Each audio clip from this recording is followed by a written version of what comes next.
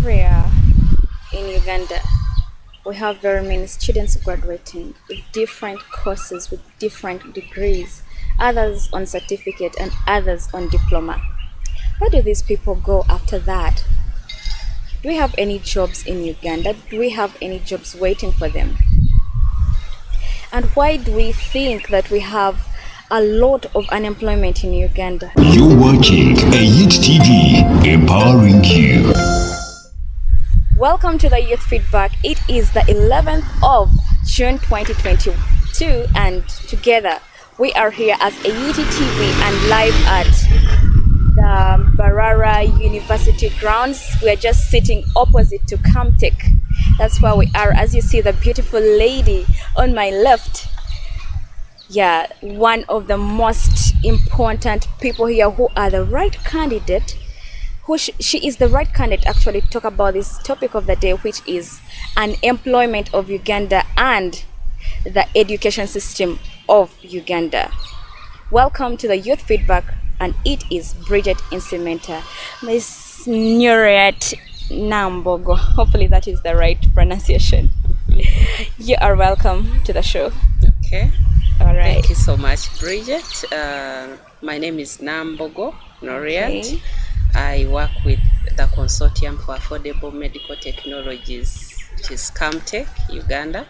It's an innovation hub at Mbara University of Science and Technology, where we support innovators or people with ideas to build solutions, test them, and commercialize them. So I do also a lot of mentorship to innovators. I coordinate the program, but myself, I'm also an innovator. I have my own innovations that I've worked on with my team members. Yes, so I'm passionate about innovation. Okay. Talking about the Camtech and also the other aspect of innovations brings me to another question. Which kind of innovations have you been doing? And maybe out there to someone who has been having this other dream of starting up an innovation, or you know, most of the time students around this university, they do not always ask, but they always become curious. What does Camtech do? Which innovations? And maybe you can just put it live on air. Okay. Yes. So Camtech was started in 2012, following an MOU that was signed between Mbara University and Massachusetts General Hospital. That's how Camtech was born.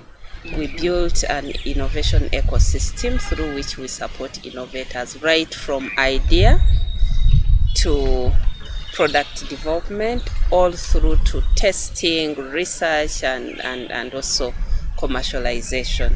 So it's a step-by-step ecosystem through which we take innovators. Depending on how you come, we need to take you back to, understanding what you're trying to develop by helping you write a concept that defines the problem.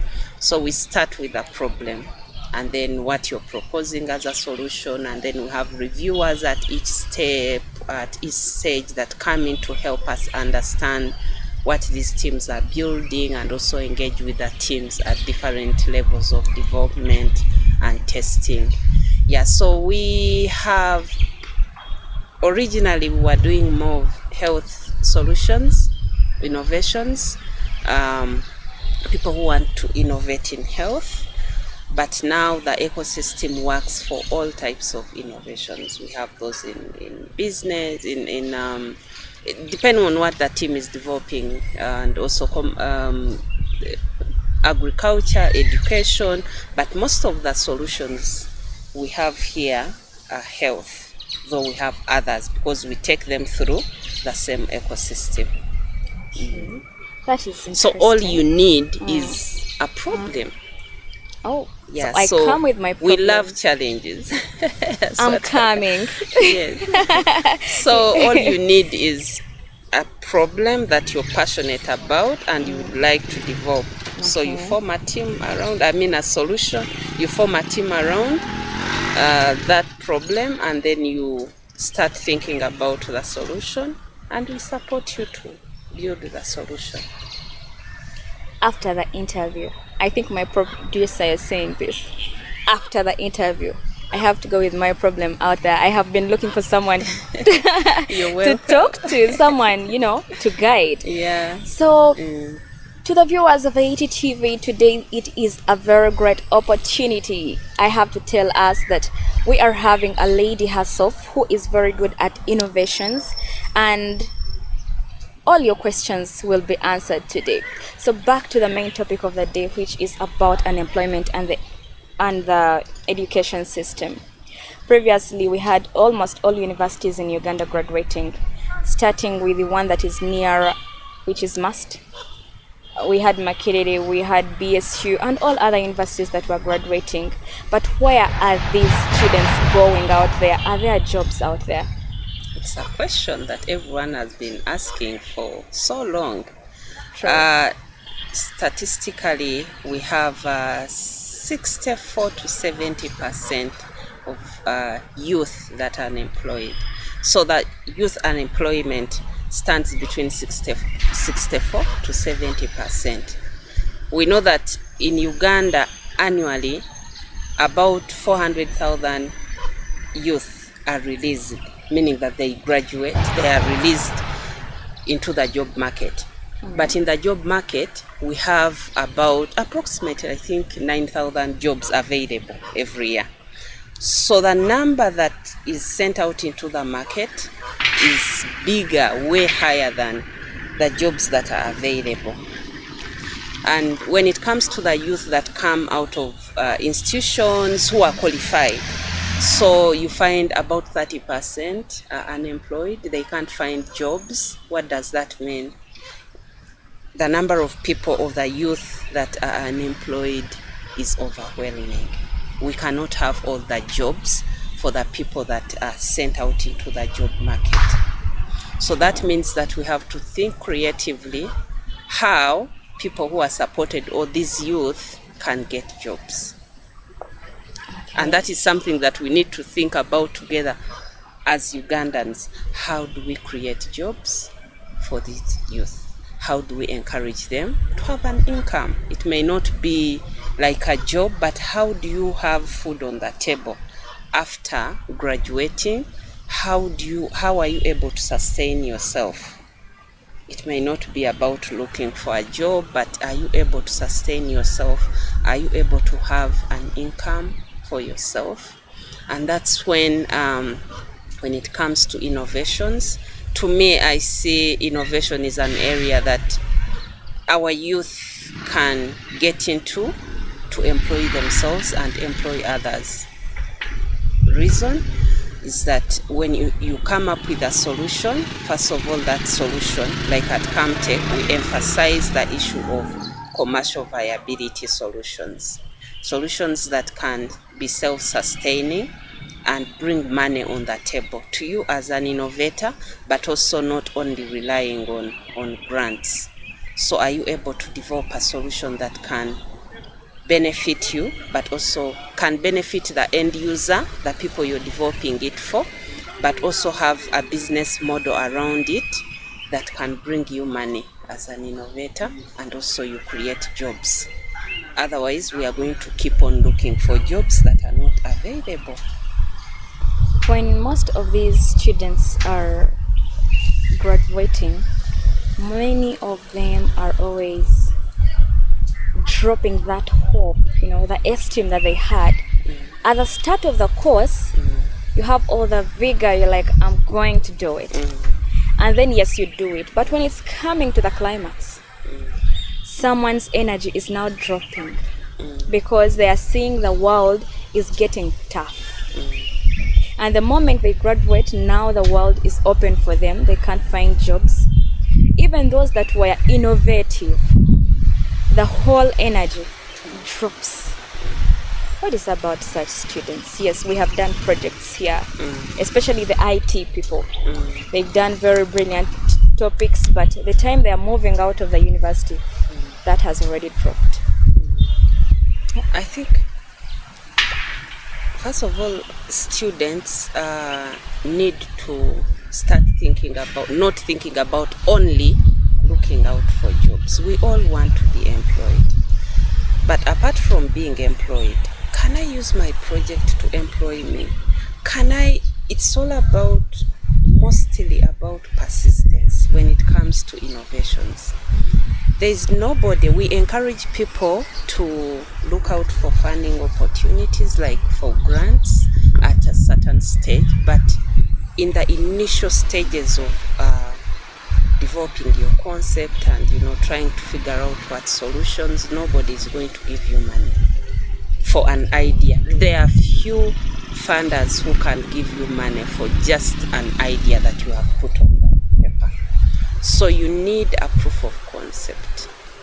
That proof of concept, if it's an application that you're developing to do ABCD, you need to show that this application works.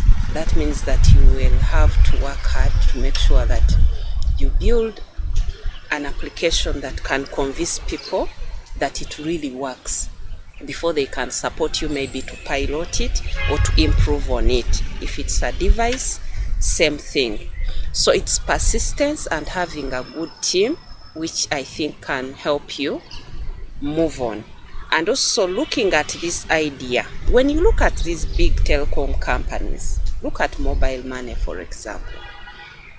Who came up with an idea of mobile money?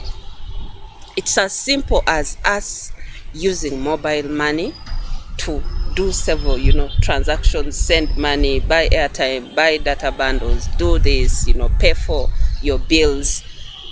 But the person who came up with that idea, I'm sure they started from something very small. An idea of maybe, how can I send money quickly to someone? I don't know the entire story of how they started, but it was someone's dream. So when it comes to courses where students have an opportunity to build such beautiful products, they should be, I think, encouraged not to abandon their products. And maybe the university has to put in place a system. I don't know whether, apart from CamTech, that because for us it's an innovation hub, but the university, a system maybe at departmental level where there is continued support. All people, young people, innovators need continued support, whereby you're not working alone as an individual, but there is a system that is supporting you, and at this stage I'm supposed to do ABCD, and you're tasked to do that. When I'm at this stage, I'm supposed to present what I've been working on, because by the time they graduate, most of them, it's still in prototype phase. I think they are not complete, they have not collected data, they have not piloted before they can actually commercialize these products. So I think it can be a system, or like at departmental level or at the university level. We have CITT, but at departmental can work, so that students that graduate or students that come up with such beautiful products that are promising, they can be supported to continue developing their products even after graduation. What about the issue of our education system? Like most of the students or most of the youth, they just have to blame the education system for the unemployment cases that are rising on a daily basis. Do you think that when we go to school and we study, graduate, we are enough to start up these other innovations, or we need more training? What creates that gap between the student and the innovation world? What creates that gap? Do they need more training to get the practical skills, or? I think when we talk about the education system, I may not be in the right capacity to comment about that. It's an individual initiative. Okay. It's an individual initiative if you're doing, for example, computer engineering, and you have a course, you're tasked to work on a project. you have already been supported to do that through your course. If there is like CAMTech or a program that supports you to come up with solutions, to come up with products, and you don't take the initiative to join or to find out how do I join, then I will not say that it is going to be entirely blamed on you. We have students in other faculties who have products here, who have solutions, innovations. So it's all about, I may not be a developer, I'm not a developer, but I have applications that I've worked on with my team. All you need is to put together a team and be supported. Put together a team with different expertise, who does what. And then the zeal and determination. People, when I was a student, when I was doing my bachelor's, there are students who are making juice. Like they would sell juice in hostels. So that is something that nobody needs to teach you. But it's up to you to know that if I want an extra income, how do I get it? How can I be creative also to create something? Everyone has money they are willing to spend. That's something that we need to know. But it's up to you to know how you can get that money out of them. Because if you asked me, you come to me and you tell me I'm selling a top, or I have a dress I'm selling. So you need to know that I love dresses, and at that time I'm willing to buy that dress. Because I have money, but that money may not be for that dress, but if you convince me well, I can pay for that dress. So we need to know what the needs are. I always tell innovators, do not be excited about your solution. First, be excited about the problem. Understand the problem, because wherever you're going to present, even when it comes to marketing, you need to know the problem and convince people that there is a problem and here is the solution that I'm presenting to you. So you spend more time understanding the problem and then you come up with a solution. If you're within the university and you're a student, for example, I'm sorry, I'm talking about students mostly, and you have seen people maybe struggling to get, I want mobile money. They are struggling, okay? Maybe they want to pay for small things, and they have to walk to town, or they have to go to golf course to do the transactions. If I have my 100,000, I can say maybe I will register. I don't know what it takes, but you start thinking about how you can bridge this gap. How do I bring the services closer to people? If nurses are struggling with lifting, patients from bed to bed, and I've seen it happening, I've read about it, I see it's a problem. How do I support this nurse to swiftly shift this patient from one bed to another, or from one position to another? And then in the long run, I'll be getting money, because if I build a solution around that, hospitals will come to me. They'll be buying my solution because it was solving a challenge. So we need to think about the challenges, and then once we know there is a challenge or a problem, then we can start thinking about solutions, which become our products, which become our income generating activities. Thank you so much, Ms. Nuriat.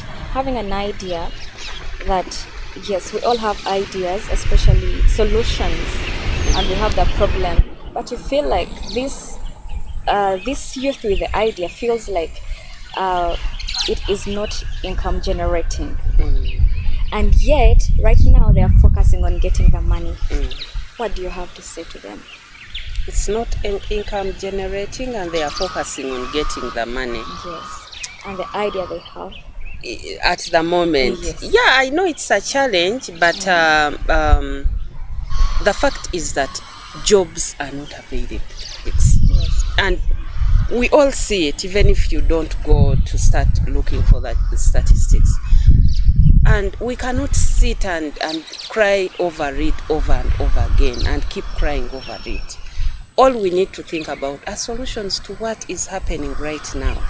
Is there something, if I've graduated and I don't have a job, instead of sitting home, can I go and volunteer somewhere? Can I walk and look out for something that I can do? I know it's a challenge, but if someone, even if you're looking for jobs, someone who tells you I've been working here or I've done this is better than someone who is going to tell you I've been seated home.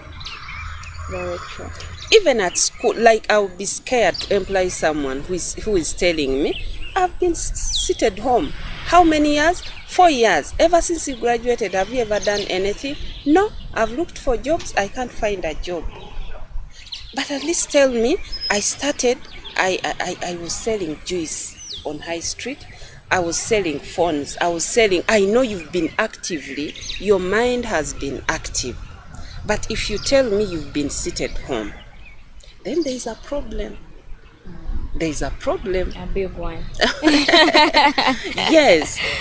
Because we all don't graduate and immediately we get the jobs. But before you even get a job of your dream, how can you bring food on your table? How can you do something that can bring you money? Can you start hating not having money? I hate not having money. Talking about not having money so that the youth can hate it. There are some of the jobs that are always available.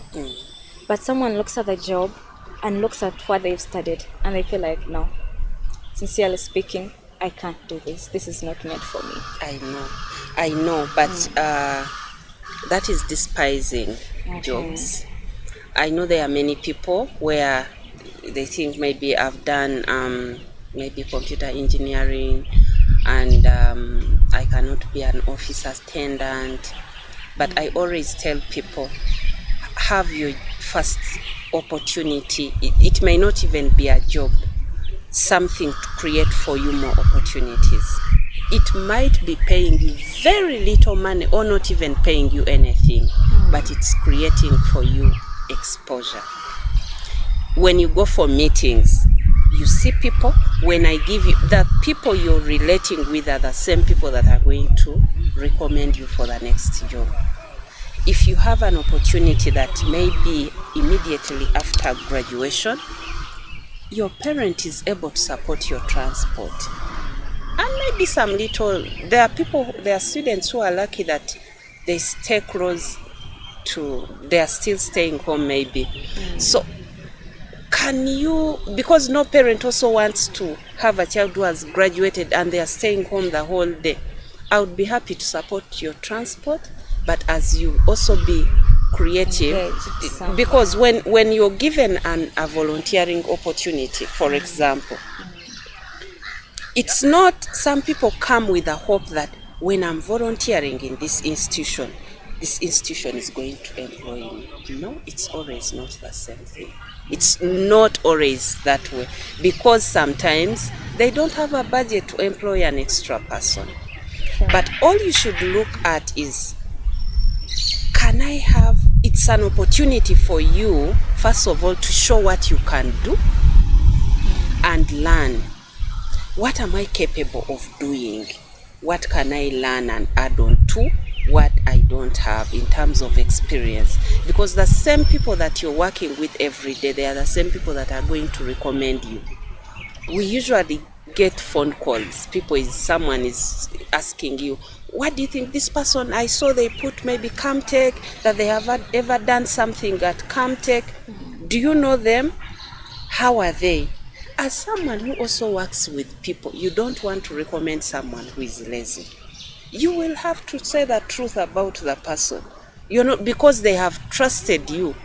They may not know you physically, but they have trusted you to recommend and tell them about this person who has been working with you, even if they were volunteering or they have ever done something small at your institution. So as we do all this, let us first of all look at how we carry ourselves and what we are able to do for people to appreciate. I think most of the times it's a mindset. I can call it a mindset. The way we decide, or the way we think about some things and you feel like, no, I'm not going to do this. I can stay home for a long time. I'm not going to do such a job, or I applied, so I'll stay home and these people will call me to come and take up the job. It's just a mindset.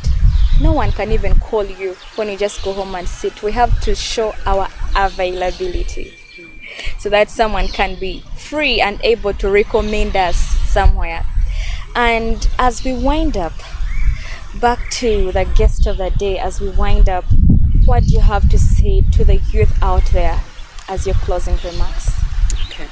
So it's up to you to think about how you can take advantage of whatever skills you have to have an income, either by having a job or by creating your own job or an income. Even when you have a job, you can think about how you can create extra income for yourself. It can be out of a service that you offer.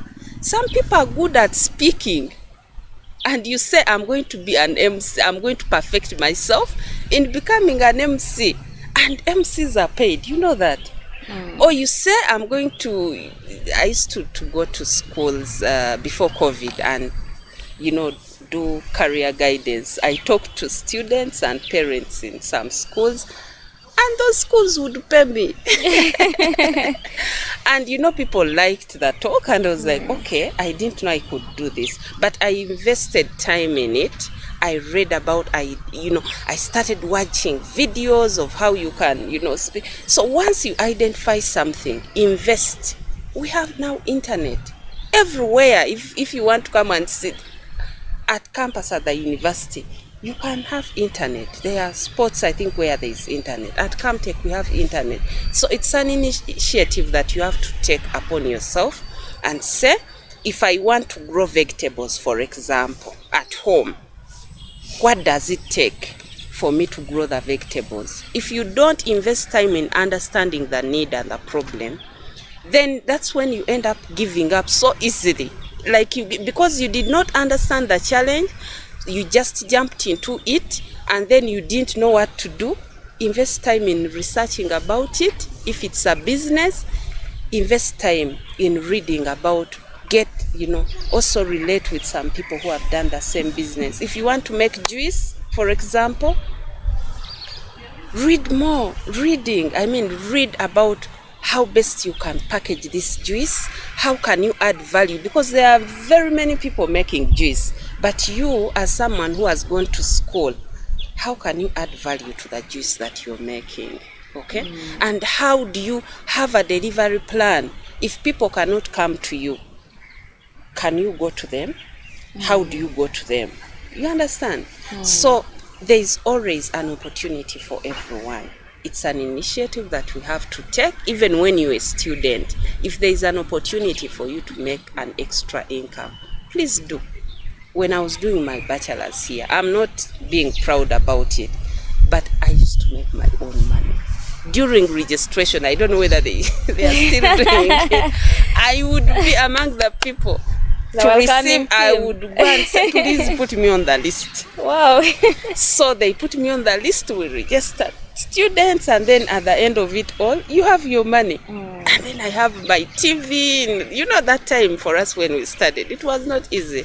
It wasn't easy. Then I would look out. There is an organization that was where I was volunteering somewhere. I would register, I think, orphans, and then they would pay me at the end of the week. Little money, but I knew that was money I had worked for. Yeah, so as students, as the youth, let us start building our CVs before we even graduate. If you have an opportunity, build your CV, because if I say I volunteered here, my CV my first CV had all that I'd done. I was doing also leadership, but that was to open my opportunities and also for me to become more creative. You're in this association, you're in the guild, you're doing this, but also juggling around and making sure that you're focusing on your book, because you shouldn't forget that what brought you here is your academics. So as you do all this, also try to make sure that you focus on your academics, and also when you graduate, try to see how you can bring income on your table before you even get that job, because we will end up becoming desperate because we are not getting jobs.